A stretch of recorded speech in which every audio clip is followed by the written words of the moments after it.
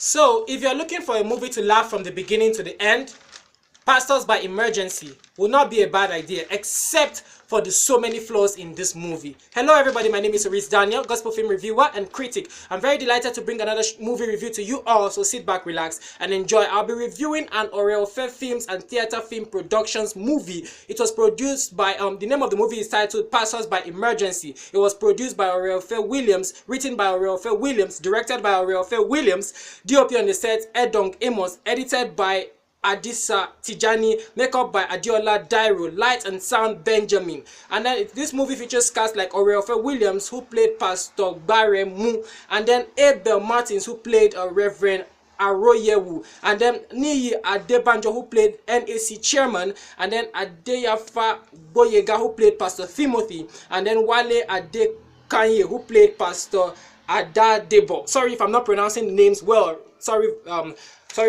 Pardon me, please. So before I finally read the movie, let me just be giving you a brief summary of the storyline. It tells the story of some pastors who were at loggerheads. They were just quarreling. They were not in peace with each other. This one keeps talking about this one in his message. The other one keeps replying. They vowed that they would never live together in peace. They kept on quarreling and they kept on arguing among themselves and fighting.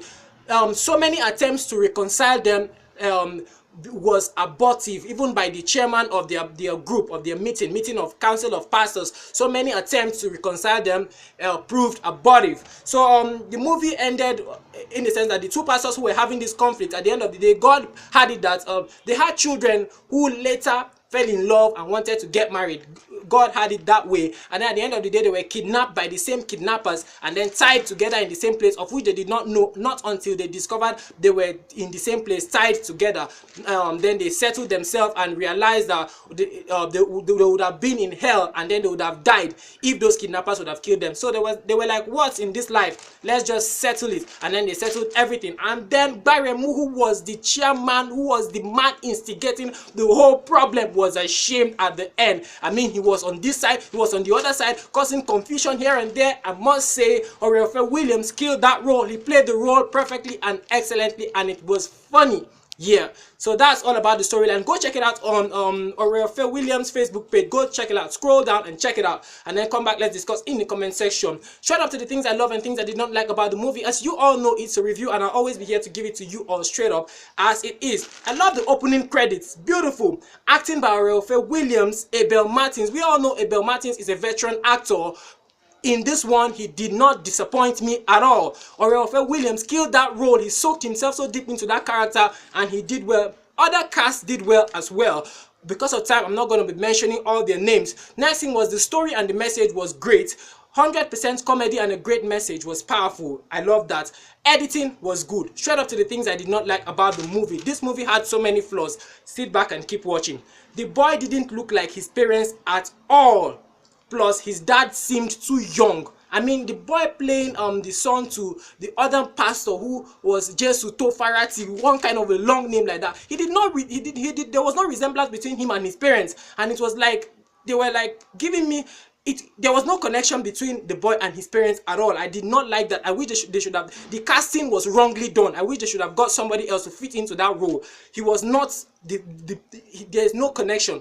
I just didn't like that. Next thing was that the lady and the fiance, the same boy I'm talking about, the lady and the fiance need improvement in their acting. I did not feel them at all. I think they didn't really understand the character. They didn't really understand the movie. I did not really connect to their roles. I did not really connect to them. I wish they should have done better than that. Also, the next thing I did not like was that the costume of the brethren from Warri was too careless. I mean, these are organizers of youth convention programs that over 15,000 people come, so at least they should look corporate, they should look decent, they should look nice, and I should envy them when I see them because they should look good. But they came in palm sandals. They did not tuck in. They looked rough. Their shirts were rumpled.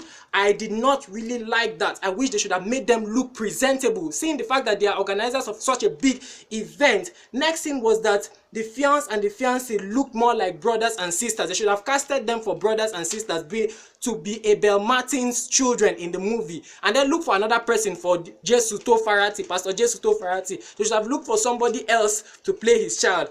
That didn't really work. Sound was bad. The office of the pastor, who who was played by Abel Martins, there was a Nigerian flag in the office of the pastor, and I was like, really? A Nigerian flag in the office of a pastor? I didn't really connect to that at all.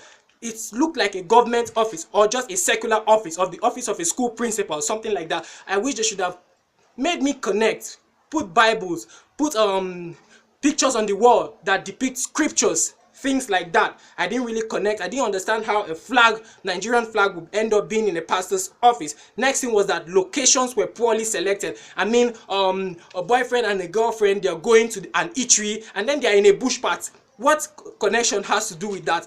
The pastors' houses, they were portraying the roles of rich men, rich pastors, but their houses were not gallant. Their houses were looking like the house of a poor man. I mean, the establishing shot of one of the pastors was not representing that a house of a rich pastor at all. I wish they should have worked on their locations in this movie. Everything was just acted in the bush. I did not enjoy that at all. Also,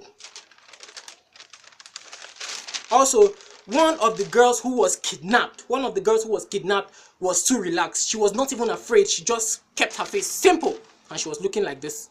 I think the director should have told her to cry. The director should have told her to be more tense and afraid, seeing the fact that she's kidnapped. Next thing I did not like was the cinematography of this movie. It was kind of low quality.